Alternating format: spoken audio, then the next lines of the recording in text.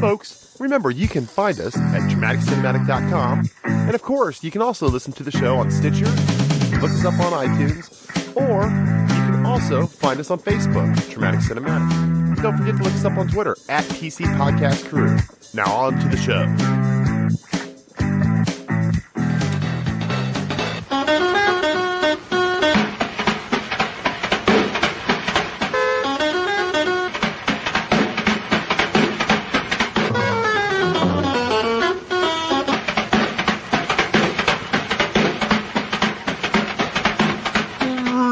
Greetings and salutations, ladies and gentlemen. Welcome to the internet. You have stumbled into this dark corner, this musty abyss we like to call the Dramatic Cinematic Show. I am your horrible host, Mugumbo, and with me, I've got not just a pair, but I have got a threesome of co-hosts with me tonight. I have my two usuals, my Mr. Midwest hero, Mike Wycliffe. I'm not sure it's a threesome if there are four of us, but I'm also pretty sure I'm not sure I want to be involved. I'm just watching on this one. Who's got the KY? So we got Mr. Mike Wycliffe there on the western northern coast of America. Brings us Mr. DeMoss. And I do know one thing. Something weird is going on. And ladies and gentlemen at home, we've got a very, very special guest tonight. Somebody who is not just a special guest, but somebody that's going to be involved in a pretty large event that we are getting ready to take part in soon. Days of the Dead. We have Mr. Chris Blair, cosplayer extraordinaire. Hello, everybody. Greetings, Mr. Chris Blair. For those at home that are not familiar with who Mr. Chris Blair is, give us an idea, some links, some little bit of information on who you are and what you do, sir. Some of you may know me as Suicidal. I'm one of the costumers with the Monsters Among You group at the Days of the Dead conventions. If you go on the daysofthedead.net and click on Monsters Among You, you'll see a picture of me as Pinhead. You can click on that, go straight to my Facebook page, or just type in Suicidal in your search bar, and it should take you there. Folks, I've seen this guy. He's the real deal. His Pinhead is amazing, and he's got some other costumes, which we will talk about throughout the show tonight. That is just mind-boggling. But to let you folks at home know what we're going to discuss tonight, here's a little audio tidbit for you. I think. Hope. Should be. And then again, maybe not.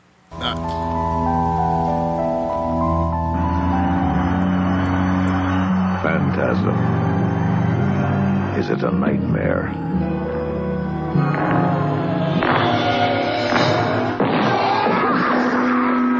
Phantasm. Is it an illusion?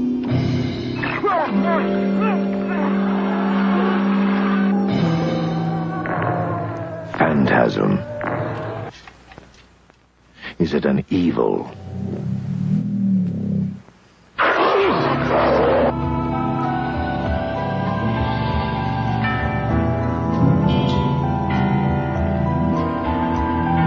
You have to take me home. But why? No questions. You must take me home. Phantasm. Is it a fantasy?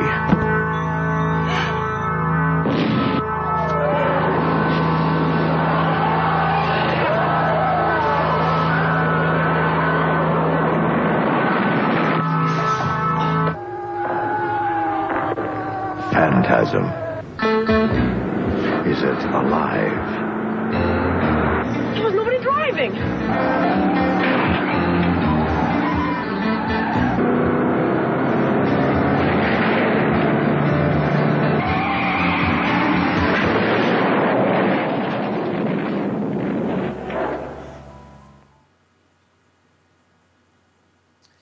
God, they had no idea what to do with them in the late 70s, did they? No, they beat that horse dead, didn't they? So Folks, I have to ask, I don't remember any of this stuff from Batman Mask of the Phantasm. Really, Mike, you must have watched the Czechoslovakian version of Batman: Mask of the Phantasm. We all watched the Philippines version. Oh. Yeah. I thought this was the 1979 American horror film directed, written, photographed, co-produced, and edited by Don Coscarelli. Oh, the guy that did Bubba Hotep. Oh, Yes. the John Dies at the End guy. Yes. Oh, he did stuff before. I thought John Dies at the End was the first thing he ever did. No? I didn't No, know it turns- I didn't know he did Batman movies. Yeah, it turns out he's been making movies since, like, the 70s. Yes, he's Yeah, he's been apparently. there. This movie, the reason we picked this is because Days of the Dead, we're I guess lucky. We are going to get the Mr. Don Coscarelli and Mr. Angus Scrim to literally hang out with us for the weekend. And Mr. Well, not necessarily with us specifically, but with the He's group hanging in out with general. The funeral is about to begin, sir. he does have a few words to say. I've been waiting for you. Got very few words to say. Yeah, well, yeah, he doesn't say a whole lot, does he? He's basically, he does have that one line though, doesn't he? Right there. What, boy? Yes. Boy. Yeah. And we had a response on Twitter, which I didn't even think about it. They said that a friend of mine, Shane Lawson, said that he says "boy" better than Flava Flav. You know, better than boy. He brings the boy. I want Oh, somebody God, to man. Photoshop something with Angus Scrim wearing a giant Viking helmet and a clock around his neck. Yeah, I me want to too, see me that too. picture. You know, the sad thing is, you probably just gave some idiot in Hollywood an idea for a remake with Flavor Flav. Oh God. If I see Well, this in a stop. year, I am blaming this show right now. I think. Well, Yeah, that's it's our first possible. question for Don, isn't it? Does he still own the rights to Phantasm? I mean, this is a weird series. Out of all the series that grew out of the 80s, man, it's not the weirdest, but It it's is pretty out there. It It's really pretty is. weird. It had one of the most original killer type bad guys in it. And here's some more Twitter comments from Mr. James Ferguson. He says they don't get any more atmospheric than Phantasm, a spooky, surreal world. The menacing antagonist, the tall man, is unforgettable, and he really is. He really is. And that was from James Ferguson. It would be at Lucio Feluci Fan, LucioFulcifan. That is. He made some of the original old school Italian zombie movies. Yeah. The guy that just responded to me, really? Nah, it No, can't be Lucio really him. Fulci fan. Okay. Lucio Fulci did duh. like Zombie 2 and The Beyond and City of the Living Dead. Oh, yes. Actually, Yeah. I think he was a guest at Indy last year at Days of the Dead. Oh, was he? Awesome. Yeah. Awesome. Also, Tanglefoot I think Tony. it might actually be Fulci. I'm bad at pronunciations. Tanglefoot Tony sent me an awesome picture of this diorama that he makes. Obviously, he's a diorama model maker, which does no good for an audio podcast. So I don't even know why But I it brought will that up. be available in the show notes, won't it? Yes, it will be available in the show notes. And something else that was awesome. Like, guys, we really did. We've had our best response to comments about this movie than any of our other ones. And I don't think it was the movie. I think it's because they all knew Chris Blair was going to be on tonight. Oh, no one knows me. Oh, no, the world knows you, dude. The world knows. It's amazing, actually, like, how much connected you really are into this whole scene, especially for at least this scene of preparing for Days of the Dead. You really are connected to the horror scene, at least our local one here. It's about the only horror scene we have. Yeah. Now, I'm assuming, did Phantasm... there are 4 Phantasm movies. Are they owned by different distribution companies? That much I do not know. I do know that part of the reason the series is unique is that all 4 of them were directed by the same guy. Well, I And know that Phantasm never 2 happens. Phantasm 2 just came out from Shout Factory on Blu-ray, but none of the other 3 have come out. And I know Phantasm 2, much like Evil Dead 2, is basically just the first one with a budget. Right. but I didn't know. No. That's not true. Phantasm 2 took place like almost not immediately after the first one, but it fell. A lot of people like Phantasm 2 better. This is where I have to admit something. It's a shameful secret. Up until this week, I hadn't seen any of the Phantasm movies. What? But that's completely okay, Mike, because I saw all 4 of these when I was a kid, and I didn't remember a goddamn thing except for one image, which we can talk about later. You know what I remembered about this movie as a kid? I grew up, and I don't get into it much, but I grew up a car guy, right? With a father that was. I was hoping you'd mention that. Yeah. You can say what you want about this movie. There are 2 stars in this movie, and it is not Reggie Bannister, and it is not Angus Scrimm. It is the 71 quote unquote Himikuda, which is actually a 446 pack, and the spheres. The big shiny balls? The big shiny balls. That is absolutely what makes this movie do its thing. That would be that scene. I have to agree.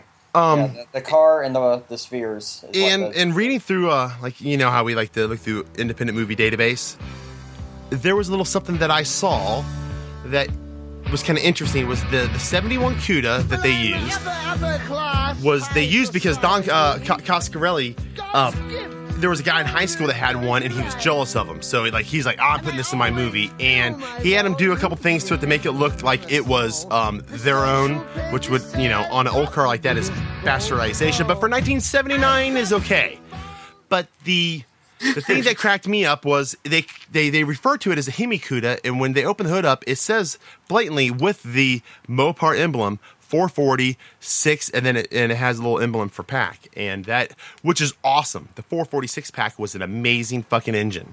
Actually, amazing piece of technology, because when you go slow, you'd only use 2 carburetors, or the 2 barrels of 1 carburetor. So you'd only, you could get like 25 miles per gallon. And then you give it a little bit more gas, and it opens up the next carburetor with 2 more barrels, right? And then you get on hard and open up all 6 of them. Anyways. So that's my little car knowledge for you. But also the other cool thing was the spheres. The guy that actually designed and made them for Don Coscarelli, he made the spheres, but he never got to see it his work come to fruition because he died before the movie actually came out. Oh, wow. So that was kind of interesting too, because he paid I think they said Don Coscarelli or the movie, they paid the guy like $1,100 to design the spheres, which actually is pretty awesome. I mean, Chris, from being a cosplayer yourself, and you have assembled and created many different things. Metal work it can be difficult. Yes, no? Oh yeah, I'm working on a project right now that is just kicking me in the ass. So, anything you can speak of, or you want to keep it under wraps? Actually, I can speak of it because I've announced it quite a few times. But there's a upcoming comic called Escape from Jesus Island, and I'm doing one of the main characters from it, and it's called Inquisition, and trying to make this huge spiked ball mace that will hang off my arm. I've made one, and I don't like it, so I'm back in the redesign stage of it. And being a cosplayer, you also have to keep in mind that you can't just go into an event with an actual sharp metal, pointy, dangerous object, right? I mean, there has to be. Well, nowadays it's getting harder with the idiots shooting up movie theaters and stuff. Oh, and putting bombs in trash cans during marathons. Yeah, these dumbasses are making it difficult. But yeah, I've been known to carry some sharp and dangerous objects with me because I try to make it as realistic as possible. I mean, I hate seeing a great Jason costume ruined with a cheap plastic machete. A rubber machete. Yeah. I will say that I'm sitting here, and just on a whim, I typed in Phantasm props into Google, and I found like 4 or 5 different places that say, yeah, we've got them for sale. The first one that pops up sells Phantasm spheres for $125. Yeah, I've seen them. Fair price. Yeah. Do they actually fly? The season. Do they actually have a gyrometer in them that makes them fly? If so, then order a I would score, imagine Mike. not. How about a get little us 4. drill that can suck people's brains out? Yeah, I want Now one with it does two have the spikes blades and a drill, so Nice. it does have 2 spikes and a drill. So I'd like I to would not modify that imagine to that it wear flies. on my forehead. Ooh, like There the you REO, just then you like get ready to do a picture, walk and then you around hit the with that button, on and then it your just head. squirts your yellow blood out of your forehead. Yeah, that. All over, like the people that just got it. Like you go up by the hall where everyone's getting their tickets or their passes, right? And then you just start squirting them with the freaking your Makes it look bodily like fluids. you've had maybe just a little bit too much nacho cheese in Except your diet. the problem with that, though, guys, would be the blood wouldn't magically disappear between edits in real life. True. It'd still be there. That's the ultimate souvenir. Yes. Like Look, I got This money costume shot in comes my with a Phantasm. splash zone. every picture you get at this convention for this one day you came to it will be you covered in my fake yellow blood. It smells like mustard, mommy. So yeah, this film, like Mike, you never seen it before. Dave, obviously you're very familiar with it, and I'm sure Mike was too. But this movie has been with me for years and years and years and years. Yeah, and like so- I hadn't even seen it, and I still knew a lot about it. this was a VHS find. This was like I was going to say, yeah.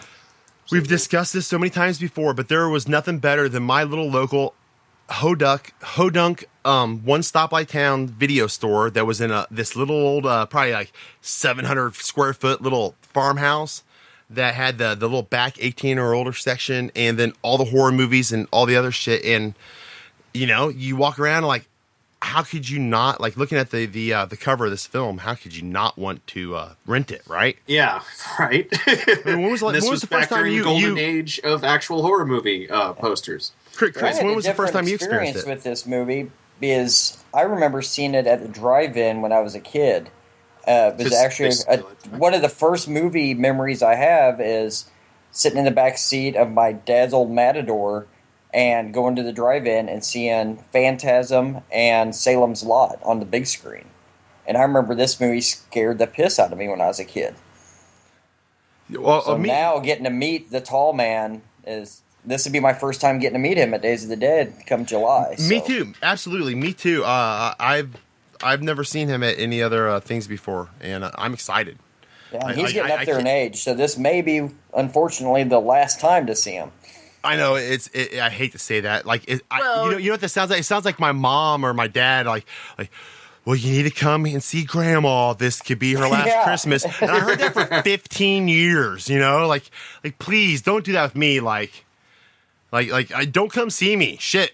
And Don't if give you do, me a mercy visit. Yeah. yeah, like I don't Well, want and that. then I don't, having said that, guys like Haruo Nakajima's going to be there. He was Godzilla. He's 82, so that's going to be freaking awesome. It really is. It's going to be an awesome show. One side to the other. I can't wait. Yeah. And I'm sure Noah Adolfo and Days of the Dead, they're not done with the guests. They've announced a few great ones this week.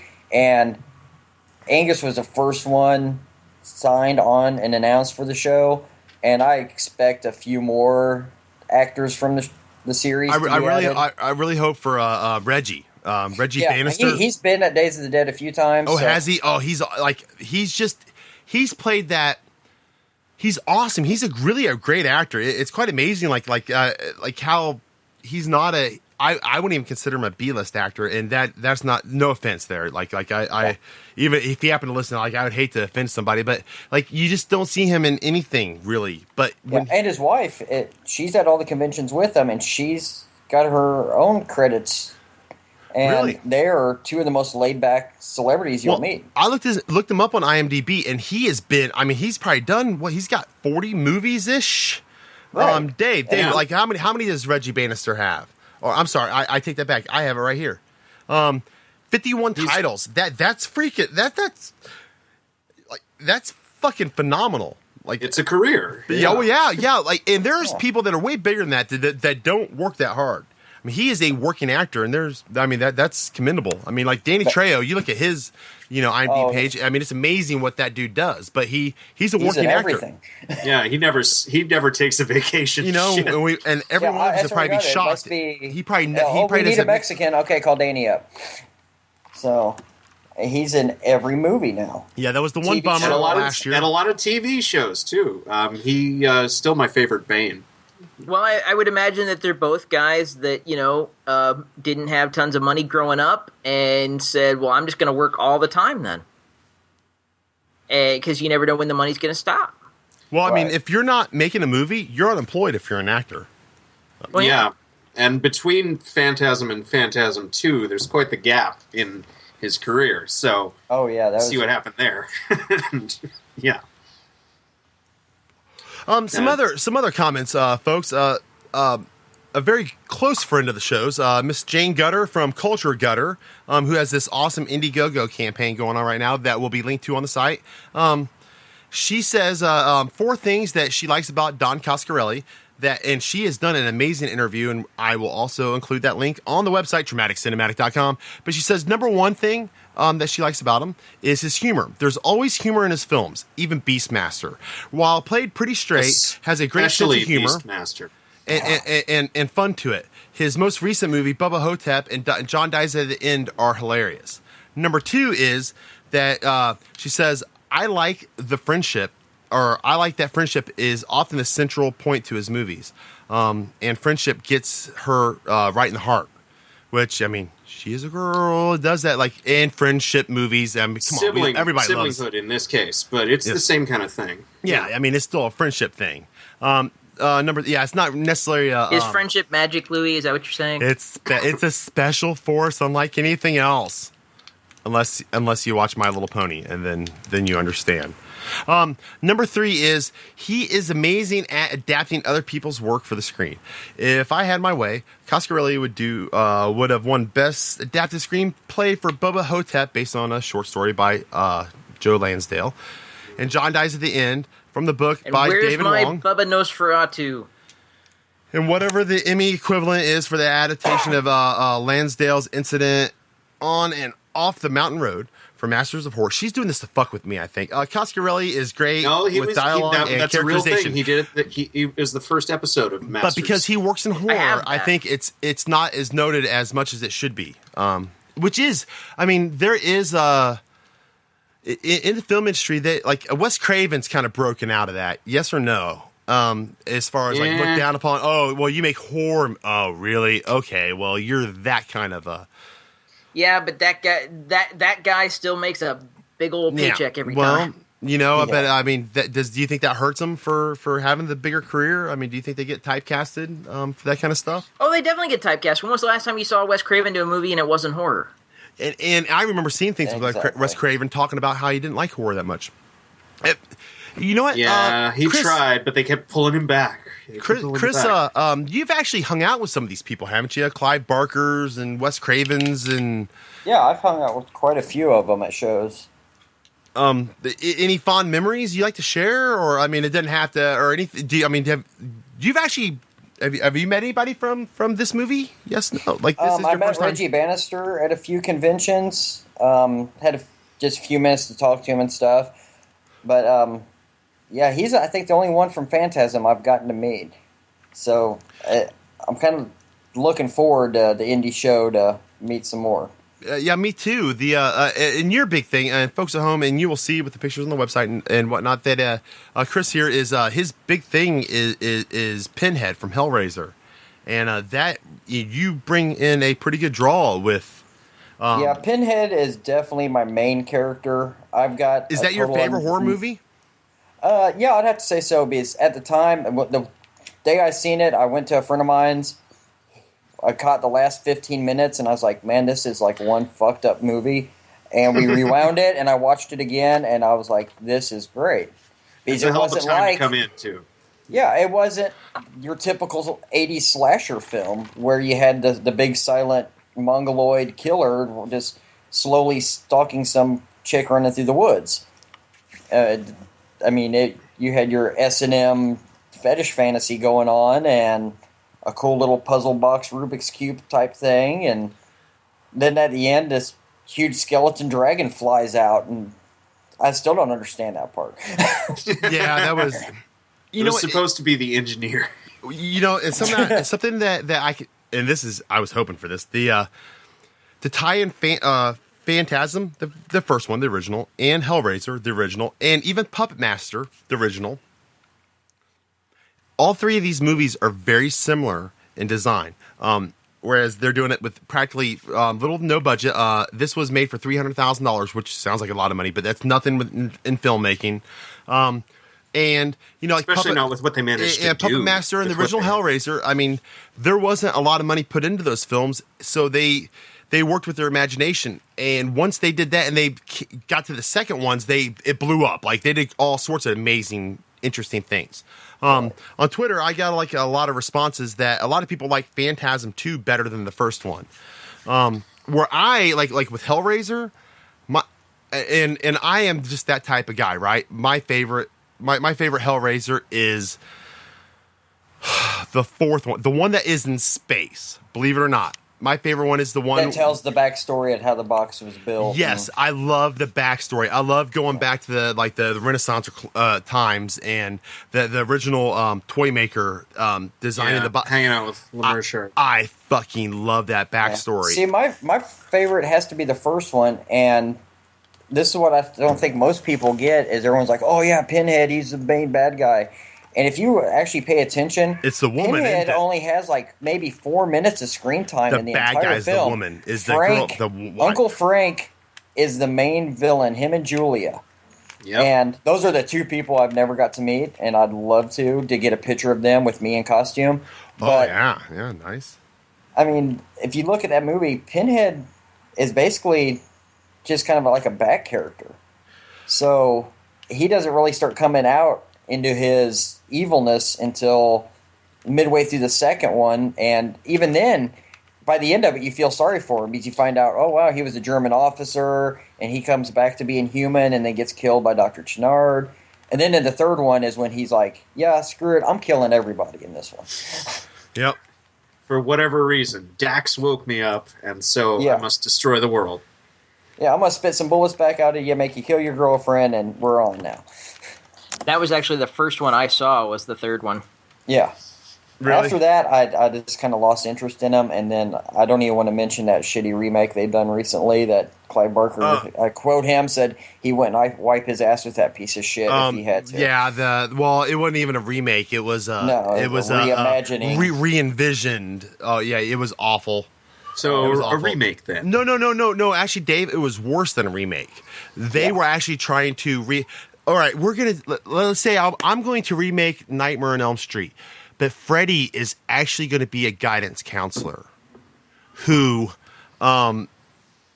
is verbally abusive, like that sort of absurdness. The actor they got to play Pinhead was just terrible. Oh, it was awful. It was just horrible. The one with the computer game, the one with the computer game at the house where like they were all invited. I was what was that, like 5 or whatever? That's just the companies trying to make money off of licensing. The name.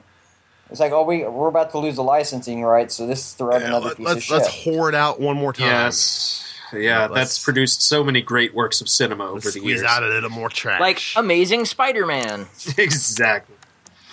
You comic book nerds. All right, folks. Well, you know what? We are right about at that mark. It's time to take a break. And when we come back, we are going to come back with some amazing tidbits of wonderfulness. So, You promised that every episode. Do we ever deliver? Actually, we deliver. Okay, well, when we come back, we're going to all strap knives to our legs and, like, start stabbing things down there, garbage disposals. Yep. Some Filipino dance fighting. Yeah, there we go. Filipino dance fighting. All right, folks, remember, we are the Traumatic Cinematic Show. We will be right back.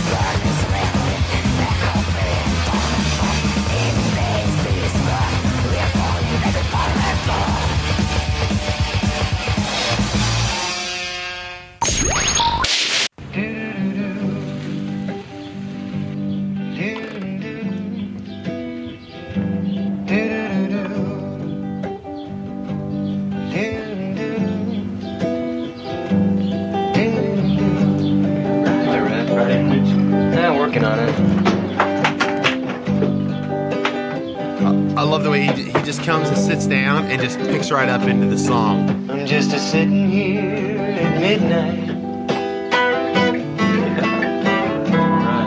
And I've been sitting here. It's a little Randy Newman. I don't know about that. Well, he just sits singing about what he sees. Yes,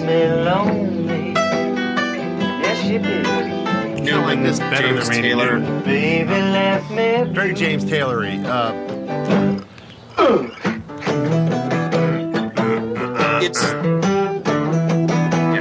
Maybe this comes from because I played a little bit of guitar, but I haven't played a lot of guitar, you know, and I've only got to jam with others only a couple times, but there's something about that song that I just love the way, you know, we got this movie, this menacing movie, this, I don't know, like a stress kind of like holding over you, because even if this is your first time seeing it, you've seen the cover and you kind of know what you're in for, and it's, you know, kind of like creepy.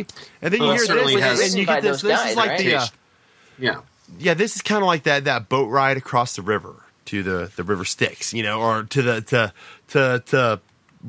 what have you. I just thought it was a very good piece to put into this movie. And I believe it was actually written by those guys. Yeah, something like that. Wouldn't surprise me. It was 79. Everybody was writing fucking folk songs. Yeah, dude. I mean, somebody's got to do it, right? Yeah, it was a national pastime. And now only the Irish seem to write folk songs, or at least that's all I hear on the radio is folk music. Oh no, white guy with guitar music is still quite famous throughout the land. It's just restricted mostly to college campuses. Jonathan Colton? Oh, okay. Jonathan he's a bit of an aberration, isn't he? I mean, but this really has nothing to do with Phantasm. What really has to do with Phantasm is the fact that we're here talking about it. And guys, I can't wait. Like, to meet Angus Scrimm, he is up there in age. How old is Mr. Scrimm himself? He is. Dun dun dun. Where's the list? 80s? He is in 80s-ish. He was born in 1926. Wow, he was born before the Great Gatsby took place, or during it? Yeah, approximately during. Pretty much. Excellent. Speaking of Mr. Angus Scrimm, he has a few words about this movie to share with us all, if you will. Hello. I'm Angus Scrim. Some time ago, word reached me that a gifted young filmmaker with whom I'd worked previously had a role for me in a new film. I would play an alien, he said, and that was all he was going to tell me about it for the moment. My mind raced with the dramatic possibilities. An eager immigrant from the old country, meeting the struggles, the heartbreaks, but the eventual triumphs in the land of opportunity, America. Would I play an Irishman, a Russian, a Chinese? I'd have to master the appropriate accent. Maybe I'd speak initially in another language. Yo hablo un poquito español. Je parle français un peu. Bon peu de passata, net noi crop. The young filmmaker was Don Coscarelli. The role he offered me was an alien indeed. A sinister, tall man from another dimension who plundered small-town America's graveyards for dead bodies to be shipped back to his world as slaves. He didn't speak with an accent. About all he ever said was, "Boy." Don Coscarelli wrote, directed, produced, photographed, and edited that film, which was, of course, Phantasm. It was an enormous success all over the world in the spring, summer, and fall of 1979. It has remained a great favorite throughout the years, and it has spawned a series of colorful, inventive, terrifying sequels. Now, that last part is especially latest true. entertainment Terrifying. incarnation, Phantasm is here for your enjoyment. You will be seeing a film that holds a very special place in countless hearts. And know that as you watch, the tall man will be watching with you. Just behind you there, in the shadows. The hairs in the back of my neck are standing up. Amazing. I can't believe he recorded that for us, guys.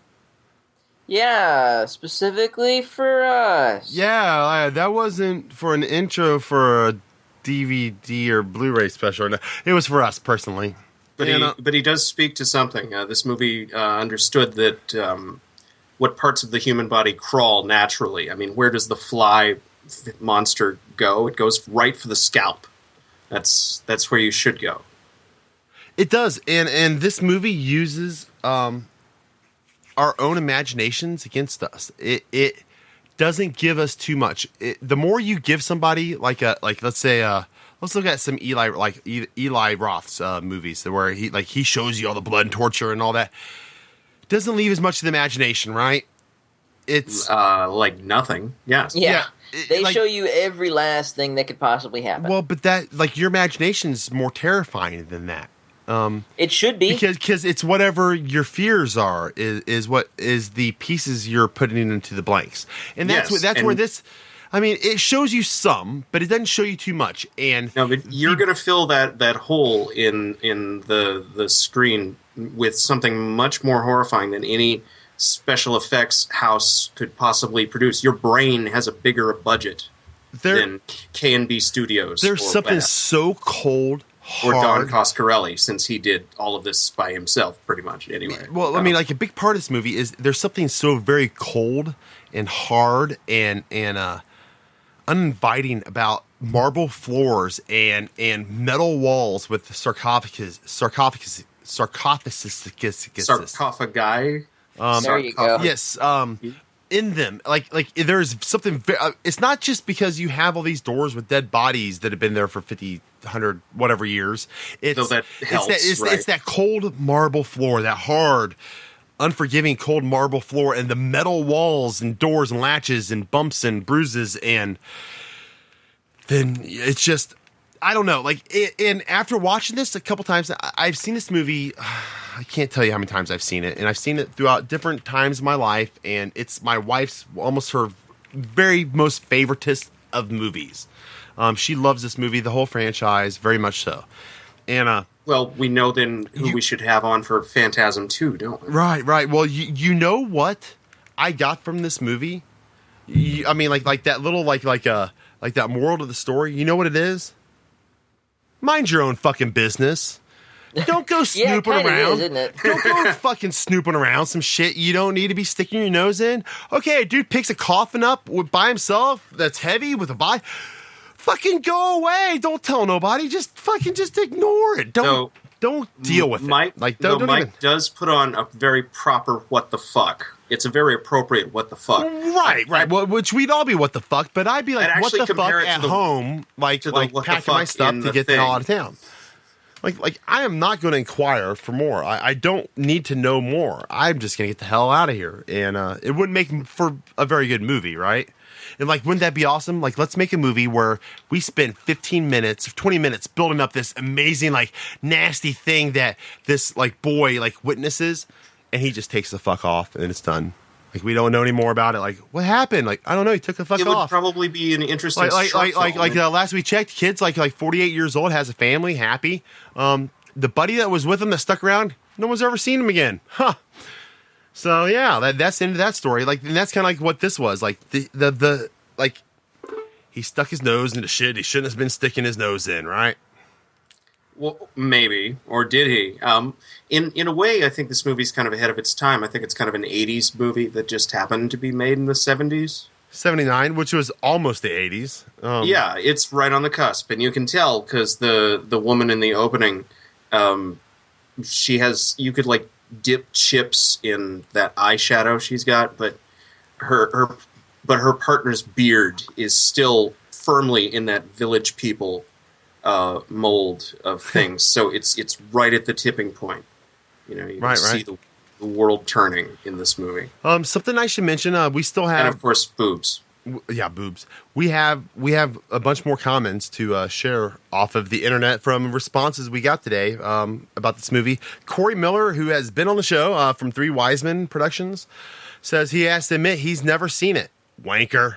But it's on his list for sure. But he hasn't made it. Hey, now every low budget horror movie from the 70s is somebody's first. Dr. Paul Croson. Doc Paul, I know, Mike, and hey, that happens. It was from 79. I try not to watch movies from the 70s either, you know, but it happens. Doc Paul Croson, did you see that? Like, there's like, that should hurt your feelings, Dave. It should probably hurt Jane Gutters from Culture Gutter, and Mike Murphy. Like, that should hurt all your guys' feelings. I am immune to your bait, sir. Dr. Paul Croson commented that Phantasm is a great, creepy little movie. We've all had that moment in life where we imagine we're having sex with a woman and she turns into Angus Scrim, right? I mean, come on, right? I mean, don't you dare judge me, is what Mr. Paul Croson says, who will be on the show soon. But he says, great series, though. I'll post a pic of my Spectacular Edition DVD box set. UK, I guess it would be... and that is a very spectacular picture. And his box set would be, what, Region 2? Right? Mm-hmm. Probably. Yep. Yeah, that's Europe. Yep. So he, like... It and basically, Australia. So they wouldn't be in the rectangle boxes. They would actually be in the hexagon boxes. It's Region 2. It's not the planet Krypton. Region 2, they'd be polyhedron? No, that's not how it works. No, not exactly. Oh my god, they have a different rating system. Oh my goodness, he actually, I see a post. He posted it. It's he actually has it's a sphere. He has the sphere. The Isn't ball. It cute? With Don't you want one? Pokes and spears and everything. That's amazing, it's got all 4 folks. movies in it. Folks, you can go to it is facebook.com groups traumatic cinematic, and you might be able to see it if you're lucky enough. So furthermore, I've got a lot more responses to read, but we will get to those here in a little bit. Mike, yes. Being your first time seeing this, you've heard all about it. You know of its cult status, right? You just hadn't gotten around to actually watching it. That is absolutely correct. So we gave you a reason. What was your first take on this? It is a goofy movie full of evil Jawas, and they are evil Jawas, and they were not played by dwarfs, ladies and gentlemen. They were played by children. Kids who weren't Jawas evil to begin with? Shouldn't have been where they were. Severed fingers in nacho cheese. I always figured It's a I always figured goofy movie, Jawas but were I just enjoyed doing. it. I always figured Jawas were just doing what they had to do to get along. You know. Well, and you have to remember this movie was shot the same year that Star Wars came out. So They just want to survive. They're not bad people. They're just little, and they're really hot. They don't like the heat, but they live in the desert. Yeah, you got to wear those big fucking robes, or you're going to get sunburned out the ass. And yeah, It happens. It happens. but these things, whatever they are, they're just shrunk down because I guess they're the tall man compressed comes for from gravity. Yeah, he comes from Venus or something. It's like really high pressure and really hot. Is that what it is? Venus? Is that where they're coming from? I was going to say, did they ever tell us? I thought it was another dimension. Yeah, I do. Just like John. Actually, I felt like John Dies at the End is an extension of this franchise. No, seriously, they are in another dimension. Not the dimension that Phantasm's from, but the fact that there's multiple dimensions, that they are visiting another one that's more in line with our own, but different. So you're suggesting a Don Coscarelli multiverse? Yeah, well, absolutely, without question. I really believe that there is some truth to that. And you know what, guys? We can ask that question. We can actually ask them that question, can't we? That is one. I'm going to have to write that one down. You should. Don't let me forget that, because I will. All right. The Killer Snap on Twitter. He tweeted that maybe he's alone here, but he likes Phantasm 2 as much as, if not more than, the first one. What's my favorite of the series? And I'll be honest with you guys. Mike, you had made a comment that Phantasm 2 was kind of like Evil Dead 2 with a budget. Evil Dead 1 with the budget, Evil Dead 2. No. That was what I was told. Apparently, I was told incorrectly. No, I watched both of them last night. Yeah. I watched both of them last night. Phantasm 2 was definitely an extension in the series. Reggie is freaking a badass in it. I mean, he is. I mean, he's like fucking the Terminator. He becomes action hero. He takes. Reggie's more the Ash. Of they this actually series came up than with, anyone else. and nobody ever mentions this. Nobody ever says anything about Reggie's fucking double barrel shotgun. you know, and Mike, you don't know what I'm talking about. He didn't have it in the first one, right? Like, I never noticed it. No, he didn't. All right, in the second one, he builds it in the second one. He takes 2 double barrel shotguns and then cuts the barrels off, like saws them off like in an angle. So he's got like a 4-barreled like shotgun. It's fucking rad. Right? Cool. I mean, it's total movie action adventure, like, awesomeness. Like, punch the air, like, fuck yeah! One might even call it groovy. Yeah, even though he has, like, you could have, like, 6 shots in a double, like, just a pump shotgun. But it was still cool. I don't know, like 2 had... They already laid the story down, so they didn't have to re-explain that, except for a little sprinklings here and there. And they could really there was a lot more action and, like, mysticalness in the second one than in the first one. So if you really like that aspect of the first one, then the second one is just like putting a bunch of hot fudge on top of the first one. But if you want balls to the wall goofy movie action, then you've got to see Phantasm 3, because that's the one where a lady fights a zombie with nunchucks. Oh, see, I was hoping to. And I didn't get to it. I did not get Lord to go of the through Dead. I can never remember its stupid generic subtitle. But yeah, Phantasm 3, Lord of the Dead. To read another response from Twitter that just came in here. Mecha Angela, which is at Mecha Angela, who used to be Ward Countess, who has been a longtime Twitflixer and drive-in mobber. She responded, Angus Scrim licking the embalming needle in Phantasm 2, I think, puts me off eating mustard for weeks at a time. Blarg. And, like, I do remember that. And honestly, I watched both of them together, so I guess I don't remember if it was 1 or 2. Did you guys remember him? It would be, yeah. That's number 2, because by number 2, the whole zombie thing had started to take over. At least I think. Like, it's been years. I don't remember seeing it in the first one. Okay, so it must have been a second one. It wasn't in this movie. No, it's in the sequel somewhere. But I do have a note here about the tall man's mustard blood. It looked delicious, actually. I kind of wanted a hot dog. Me too, because I don't want no ketchup on a hot dog. I just want Angus Scrimm's alien, ooze all over it. I got to go to a baseball game for the first time in a long time recently, and, hot dogs. Wanted a hot dog with mustard. Dude, I try to, and I don't know if I try to go to a Chicago baseball game, either a Sox or a Cubs game every year, and I love going to a baseball game, but I just want to go to Chicago so I can get a Chicago dog.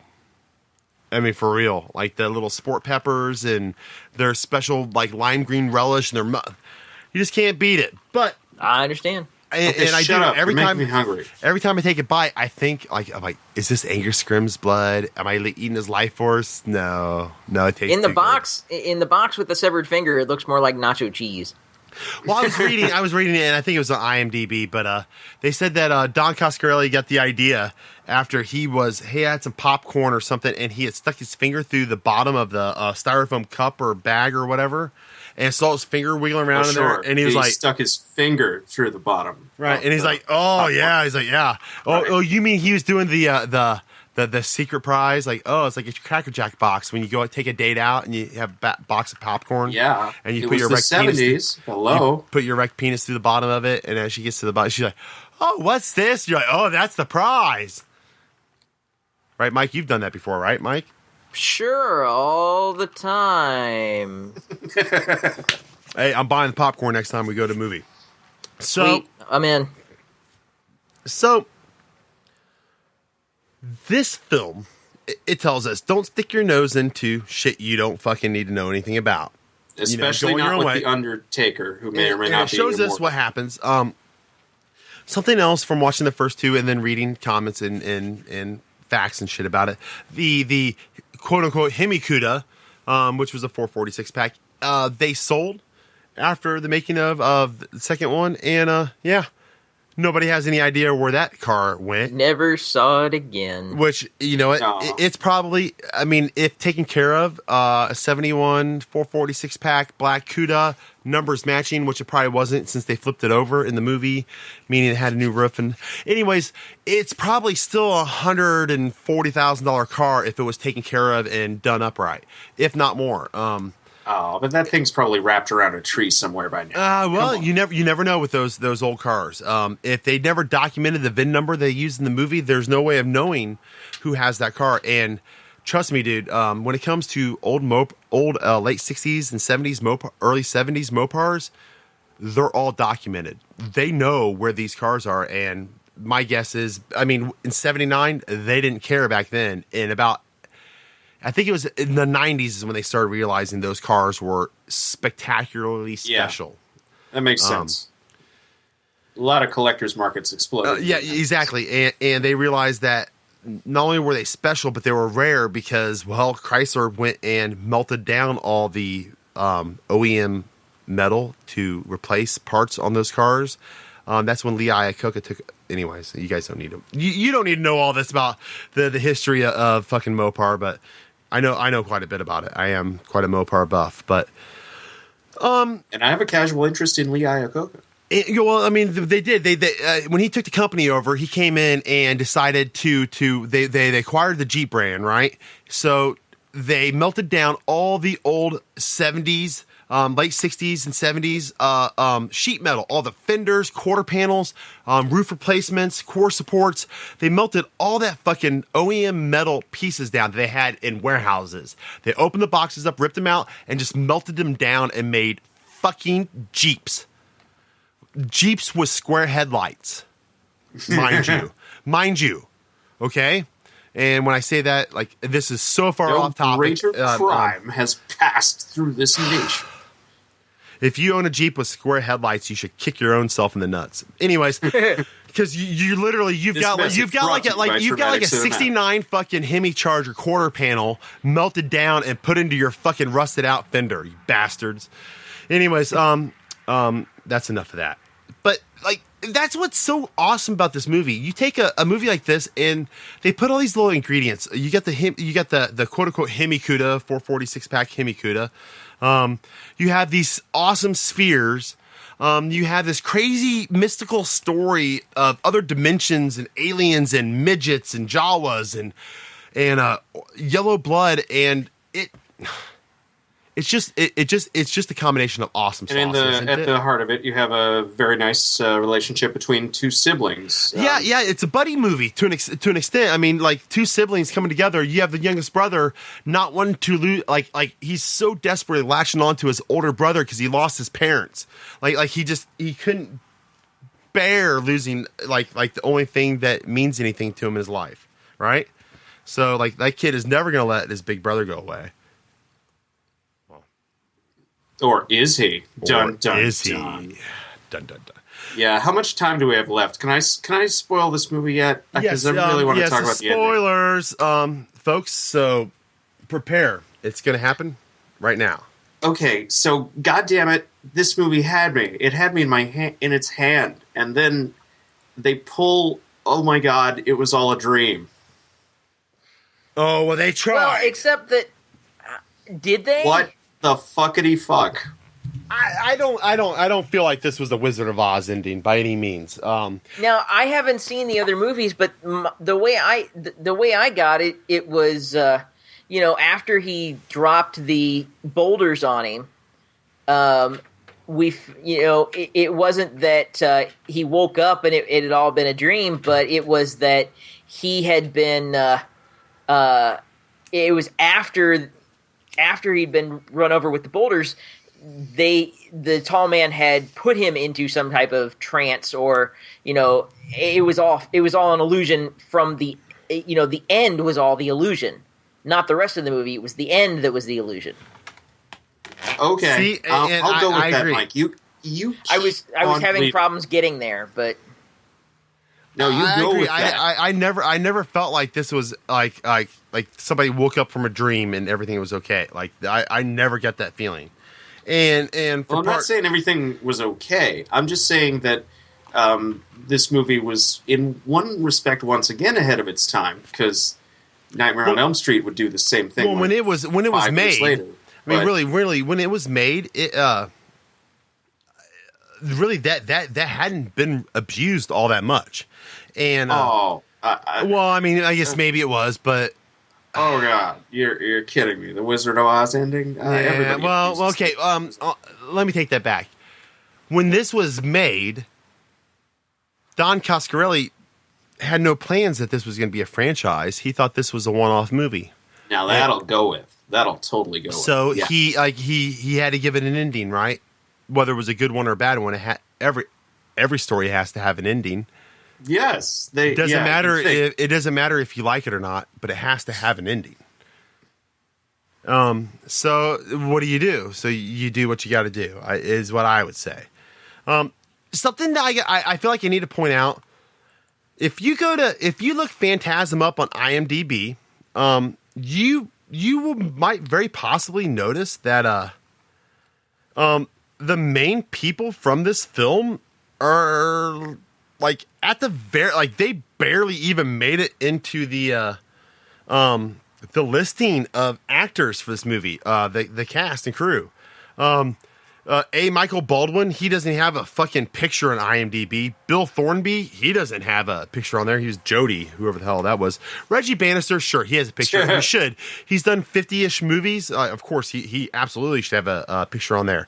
Then nobody else until Angus Scrimm at the very bottom of the page, which I think is he's like the 20th character on there. That's okay. The fortune teller's granddaughter was a terrible actress. Oh yeah. Well, I mean, there's plenty of bad acting, but it wasn't awful. No, that's true. It just stood out against our two leads here. Well, three leads here, because Angus Scrimm is obviously awesome. But yeah, but he actually, I think I mean, honestly, when he did this movie, he was slumming it. But he did it because he was friends and respected Don Coscarelli, And it would pay off. He'd get bigger roles in That's the what this is all about, guys, and that's what I'm doing. With us being podcasters, I am doing the exact same thing. I am trying to make friends. I am passing around as much digital good karma as I can amongst everyone, helping, answering questions here and there or whatever. Well, if you want some digital good karma, we should probably point out that if you go to phantasm.com, they have an officially licensed Phantasm shirt up for sale for the first time ever, and they've got soundtracks and all sorts of fun stuff. Really? Yeah. Well, that's freaking awesome sauce. It really is. So I look forward to that. I might have to pick me up a Phantasm officially licensed T-shirt. And they're $14. Or you might have to spend a couple dollars more, but you could go to traumaticcinematic.com and check out our store.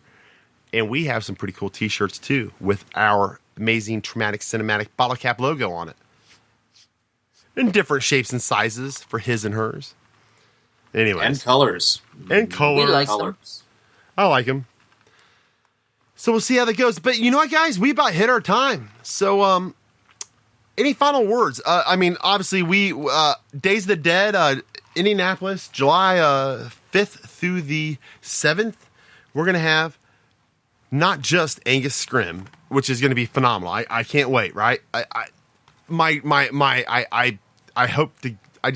Nothing would make me happier than to get a soundbite from him going, "Boy, you're listening to Traumatic Cinematic," or something cool like that. And then Don Coscarelli, they just announced that is going to be there, and hopefully maybe they'll get Reggie Bannister and they'll get Well, they're starting. I mean, it's starting to sound like that thing might kind of happen. So. I don't think you announced a producer for Bubba Nosferatu. I don't think you announced Don Coscarelli then before, but we're gonna save Reggie Bannister. That's who's really gonna bring the fans out. I mean, for me maybe, but not the majority people. Well, it also depends on when the contracts are signed too. If they've got Don Coscarelli's contract signed, they want to get that out there so people start making their plans. Right, but they may not have the other contract signed yet. And I mean, seriously, if they get Reggie Bannister there, I mean, I might have to give up my masculine virginity to him. No, really. Well, you got to do what you got to do. I suppose. Yeah, that's up to you, man. Like, hey, it's yours if you want it, dude. Like I don't want to, but I just feel like you've earned it. I don't know. Maybe I just want to ask Don Coscarelli when we're going to get Bubba Hotep on Blu-ray. And I'm going to ask him when we're going to get Beastmaster 3. I just said that. Yes, I said that. And if there's ever going to be that final Phantasm movie that they talked about for years. Oh, yeah, that too, yeah. And I'm guessing there's a good chance we're going to see John dies at the end again. Or John keeps dying at the end. But that's actually based on a book, and there was just the one book, right? Or Dave gets it in the end. Maybe. I thought there was going to be Louis. We'll see if it makes enough money to inspire its own continuing series that doesn't bother to make much sense. And folks at home, since we've gone over a little bit here, I actually wrote this down in my notes, and this is a great little piece of pop culture that I missed out on our current events show that we do. But all right, totally off the subject, but if you guys have watched TV at all, you've seen that all the American Idol hosts have left, right? Well, believe it or not, folks, the three of us just got signed, and Mike and I here are going to be the good guys. And guess what, Mr. David DeMoss here, he's playing Simon Cowell. Yeah, but that means he's going to be the most popular and end up making the most money. So yeah, but he's never going to like anyone.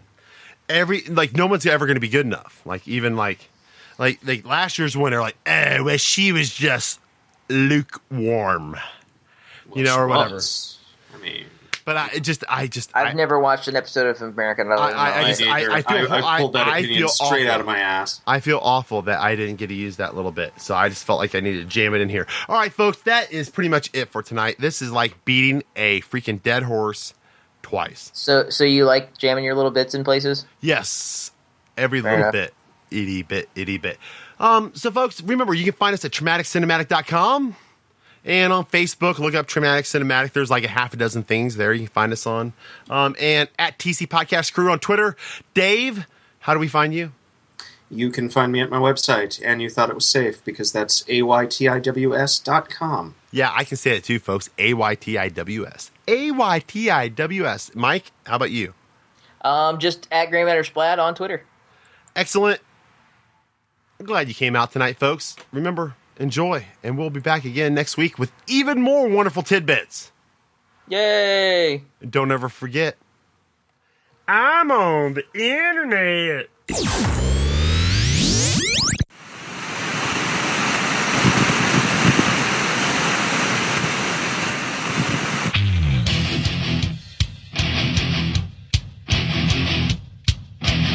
Hey Frankenstein, what's on your mind?